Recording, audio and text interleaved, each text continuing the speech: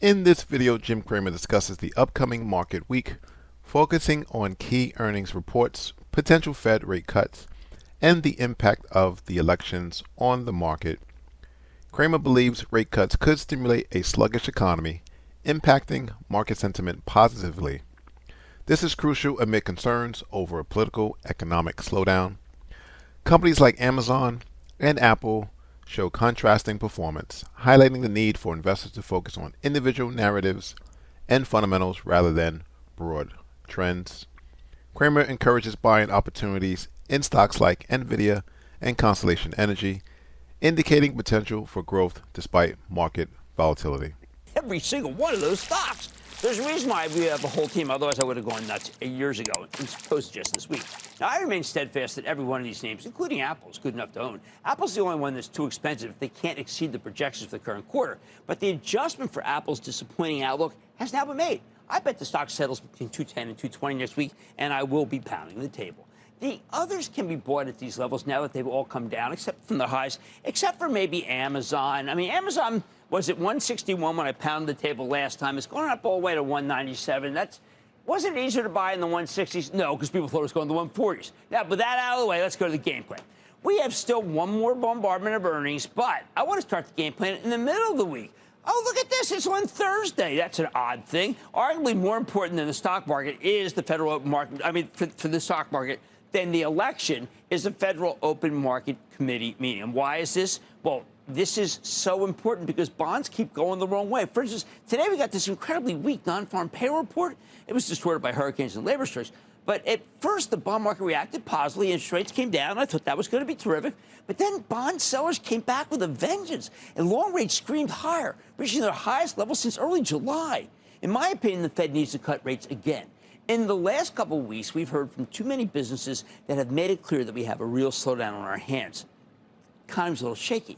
The bond market didn't like it when the Fed started cutting rates in September, though, despite a relatively strong economy and a healthy labor market. So you could easily argue that if the Fed cuts again, maybe we see a similar negative reaction. But honestly, you know what? I don't even care. At this point, my view, if the Fed cuts rates next week, psychologically, there's some hope that we could see a pickup, particularly in housing and autos, two industries that seem to be losing strength by the day. It is vital for the Fed to recognize that it needs to cut. Then again, before the Fed meeting, we have Election Day, and both candidates seem to be eager to bust the budget. The only question is whether they can get their agendas through Congress. Very difficult. And yes, Trump would be more of a budget buster than Harris because big tax cuts translate into a bigger budget deficit. Oh, and just to be sure, election night coverage, I'll be here Tuesday, actually right on the set, believe it or not, with my colleague, Carl Quintanilla, and we're going to be offering election coverage like none other. It'll be a late one. I hope I don't have to pull another all-nighter like we did with that Chevron platform last week. Hey, by the way, Chevron had a fantastic quarter this very morning. It is still cheap. Now, back to the pedestrian earnings reports. Well, not all that pedestrian because, you know what? It starts with Berkshire Hathaway, which they actually report tomorrow, but we'll dissect it on Monday. There's no such thing as a bad quarter at Berkshire, right? Because we're dealing with Warren Buffett. I do want to know what he thinks about the election, but I know what he'll say. He'll just say, listen, he'll make money no matter what. Okay. Next, we've all fallen in love with nuclear power. And that means we like Constellation Energy. I've been recommending this stock for years. But I think it's become a cult stock, and it doesn't matter what they have to say. Same as Palantir, which reports after the close. Palantir stock is one of the best performers of the S&P 500 this year. And the cult members who own the stock, they seem eager to push it up to exceed the 2024 percentage gain of NVIDIA. Right now, NVIDIA is up 173%. Palantir is 144%, so it will require some heavy lifting. Now, they could pull it off. So if the stock gets hit on its numbers, I want you to buy some. This very evening, by the way, NVIDIA got added to the Dow Jones average, and Intel got the boot. Now, there's not a lot of money indexed to the Dow, but it is fabulous for bragging rights. The NVIDIA stock should not have gone up after the bell on this, but it doesn't matter. People get excited about things. It's insane to watch these buyers, by the way, in a Palantir, who don't really care how a company's doing. They just buy the stock because they want it to go higher. But then again, how else do you explain the heights that Trump Media and Technology Group has traveled to without any earnings? I draw no conclusions. Tuesday, we'll hear from Builders First Source, the big distributor of housing supplies, and I bet they tell you the same thing I just said a few minutes ago. They need rates to go lower to have a lot of business to be reignited. The king of vehicles reports on Tuesday, too, and I'm actually talking about Ferrari. which is a monster of a stock. Everything luxury, and I mean everything, has been doing poorly because of China. See, it doesn't matter for Ferrari because Ferrari is more of an American stock. It would be shocked if it didn't have more upside surprise. People keep betting against it. That's been a sucker's bet. Now, the most intriguing story coming up next week is Supermicro. We know this company is on the firing line after its auditor, Ernst & Young, resigned noisily this week because they couldn't swear by the numbers and no longer trust management. Suboptimal. I have no idea what Supermicro is going to say. I do know this. Ever since Ernst & Young resigned, one of Supermicro's key competitors, Dell, has seen its stock march relentlessly higher. I think that's pretty ominous for Supermicro. Wednesday, CVS reports, and we'll learn about new CEO David Joyner's turnaround plans, we hope. He's got some real heavy lifting to do because CVS has a very jumbled set of assets. I'm rooting for him. Poor guy needs all the help he can get. After the close, ARM Holdings reports. Now, this chip architecture play is tightly linked with Apple, but ARM's IP is everywhere.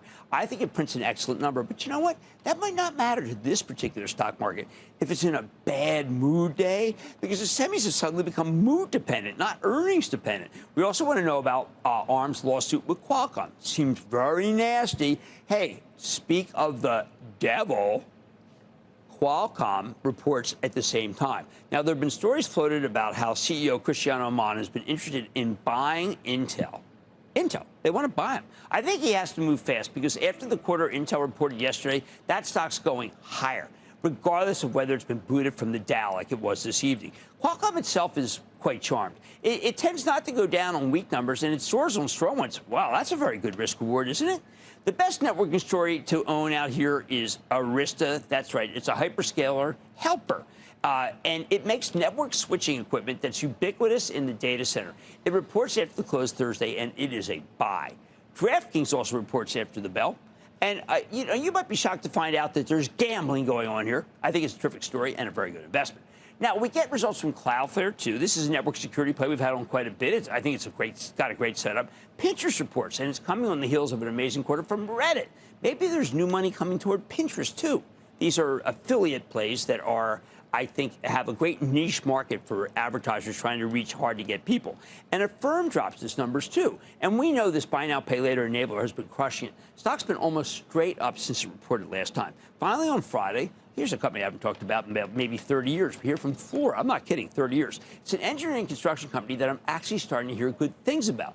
Makes sense given all the infrastructure spending over the past couple of years. But the bottom line, even with all these earnings reports coming next week, at the end of the day, the market's still going to be hostage to the election and perhaps more important, to the Fed meeting.